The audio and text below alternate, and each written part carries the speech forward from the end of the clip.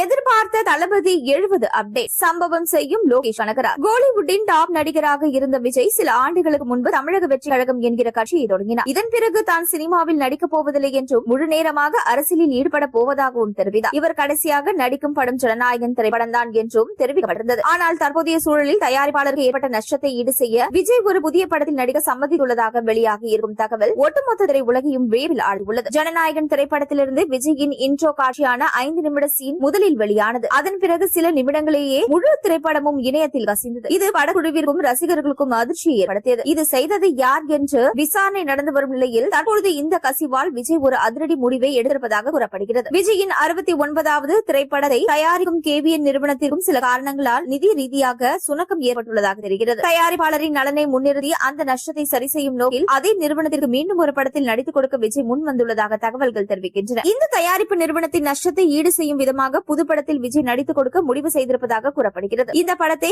வினோத் இல்லாமல் அட்லி, நெல்சன், திலீப்குமார், லோகேஷ் கனகராஜ் உள்ளிட்ட 3 பேரில் யாரேனும் ஒருவர் எடுத்தால் நன்றாக இருக்கும் என்று ரசிகர்கள் கூறி வருகின்றனர். இணையத்தில் இப்படியெல்லாம் பேசப்பட்டு வந்தாலும் இதில் எந்த அளவிற்கு உண்மை என்பது தெரியவில்லை. மீண்டும் லோகேஷ் கனகராஜ் இயக்கத்தில் நடிக்கவே அதிக வாய்ப்புள்ளது. லியோ 2ஆம் பாகம் எடுக்க ஏற்கனவே தயாராக இருந்தார். மேலும் இதில் வில்லனாக சூர்யா நடிக்க வாய்ப்புள்ளது. ரோலக்ஸ் ரோலில் சூர்யா என்ட்ரி கொடுப்பார் என கூறப்படுகிறது. இதனால் இந்த படம் இந்திய அளவில் பிரம்மாண்ட ஓபனிங்கை பெறும் என்பதில் சந்தேகமில்லை. இது விஜயின் திரைப்பயணத்தில் 70வது திரைப்படமாக அமையும். இதுவரை 69வது படமே கடைசி என்று எண்ணிக்கொண்டிருந்த ரசிகர்களுக்கு இது ஒரு கூடுதல் போனஸாக அமைந்துள்ளது. ஒரு உச்ச நட்சத்திரம் தனது அரசியல் வாழ்க்கைக்கு தயாராகி வரும் வேளையில் மீண்டும் ஒரு படத்தில் நடிக்க முடிவெடுத்திருப்பது சாதாரணமான விஷயம் ஒன்றுமல்ல. இது அந்த தயாரிப்பு நிறுவனத்தின் மீதான அவரது நம்பிக்கையையும் தொழில் ரீதியான நேர்மையும் காட்டுவதாக சில சினிமா விமர்சகர்கள் கருதுகின்றனர்.